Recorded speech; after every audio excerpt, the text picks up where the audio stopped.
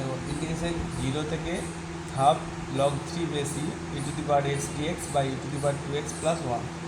এখানে দেখো আমি যদি এই ই টু দি পাওয়ার এক্সকে জেড পুট করি, তাহলে e to the power x সমান জেড পুট করলাম, তাহলে এখান থেকে আমি পেয়ে যাবো e to the power x dx সমান হয়ে যাবে ডিজেড। এবার এক্স দেওয়া আছে লিমিট 0 থেকে 1 এক্সের সীমাটা, তাহলে জেডের মানটা কেমন হবে না, এক্সটা যদি 0 হয় তাহলে জেডের মানটা হবে e to the power 0, extra 0 হলে জেডের মানটা হবে ই টু দি পাওয়ার 0 মানে 1। আর এক্সটা যদি হাফ লগ 3 হয় তাহলে জেডের মানটা হবে e to the power half log 3 বেশি সমান, তাহলে এটা হয়ে যাবে e to the power log half মানে লগের গোড়ায় আছে, এটা মাথায় উঠে যাবে, 3 টু দি পাওয়ার হয়ে যাবে, তার মানে এটা √3 হয়ে যাবে বেস ই।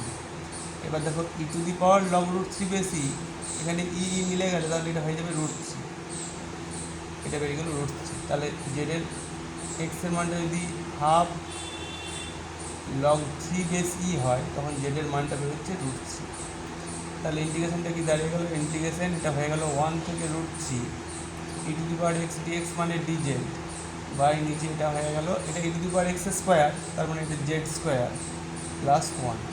এবার এটার ইন্টিগ্রেশন ফর্মুলা আমরা জানি, এটা হয় ট্যান ইনভার্স জেড